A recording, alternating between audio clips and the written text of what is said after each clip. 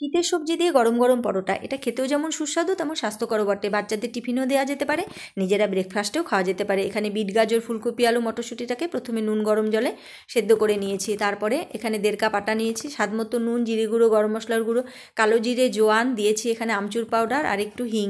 এবার স্বাদ মতো চিনি আর একটা চিজ কিউব গ্রেট করে নিয়ে প্রথমে আটাটাকে ভালো করে মিশিয়ে নেব। তারপরে সেদ্ধ করা সবজিটাকে দিয়ে তার মধ্যে দিয়ে দিয়েছি কাঁচা লঙ্কা কুচি ও ধনেপাতা কুচি, দিয়ে আটার সাথে সবজিটাকে খুব ভালো করে মেখে নেব। যত ভালো করে মাখবো তত ভালো কিন্তু আটাটা তৈরি হবে। এবার এর থেকে বড় বড় করে লেচি কেটে নিয়েছি। তারপরে আটা ছড়িয়ে নিয়ে প্রথমে রুটির মতো বেলে নেব, তারপরে 4 ভাঁজ করে ফোল্ড করে নেব। তারপর আবার একটু বেলে নিয়ে আবার 2 ভাঁজ করে তারপরে পরোটাটাকে তৈরি করতে হবে। এবার তাওয়াতে প্রথমে একটু হালকা সেঁকে নেব, সেঁকা হয়ে গেলে তারপরে চারিদিক থেকে তেল ছড়িয়ে নিয়ে তারপরে পরোটাটাকে ভেজে নিতে হবে। এই পরোটা কিন্তু অনেকক্ষণ পর্যন্ত নরম থাকে, শুধু শুধুও খাওয়া যায়, আবার আচার বা রায়তা যে কোনো কিছুর সাথেই খেতে পারেন।